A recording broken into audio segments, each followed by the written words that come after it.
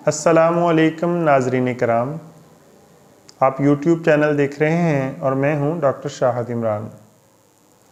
आज का जो उन्वान है हमारा वो है डस्ट एलर्जी। कुछ अहबाब जिनको मुख्तलिफ़ अशिया से एलर्जी होती है, जैसे खुशबू से एलर्जी, मिट्टी से एलर्जी या किसी भी ऐसी चीज़ से एलर्जी, पेट्स होते हैं घर में, पालतू जानवर, उनसे एलर्जी, फूलों से एलर्जी, जिसकी वजह से छींकें आनी शुरू हो जाती हैं, नज़ला ज़ुकाम शुरू हो जाता है, गले में ख़राश शुरू हो जाती है और बलगम रेशा बनना शुरू हो जाता है। डस्ट एलर्जी की वजह से पट्ठों का खिंचाव होना शुरू हो जाता है और मुस्तकिल छींकने की वजह से सर दर्द रहना शुरू हो जाता है। तो आज हम छोटा सा एक नुस्खा आपकी खिदमत में पेश करेंगे जिससे डस्ट एलर्जी के पुराने मरीज़, बलगम, रेशा, केरा, इसके पुराने मरीज़, हत्ता के दमा तक अल्लाह के हुक्म से ठीक हो जाएगा। सबसे पहले डस्ट एलर्जी के मरीज़ क्या करेंगे कि वो अपने नाक को अंदर से तर रखेंगे। नाक में रोज़ाना सरसों का तेल लगाएंगे ताकि उनकी नाक अंदर से खुश्क ना हो।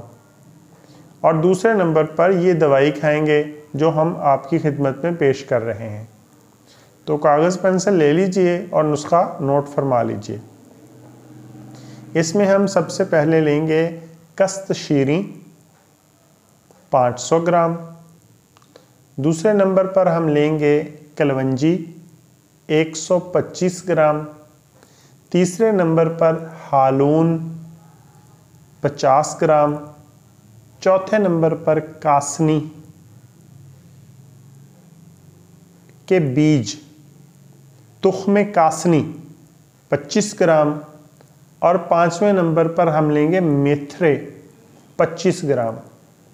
इन तमाम अशिया को बहुत बारीक पीस लेंगे। पीसने के बाद जो सफ़ूफ हमारे पास होगा, इसको किसी एयर टाइट जार में रख लेंगे।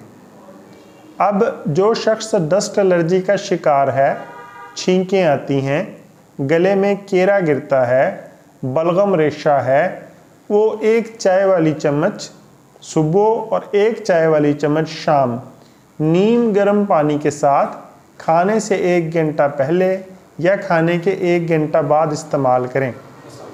इंशाअल्लाह अल्लाह के हुक्म से उनका ये मसला मुकम्मल तौर पर हल हो जाएगा।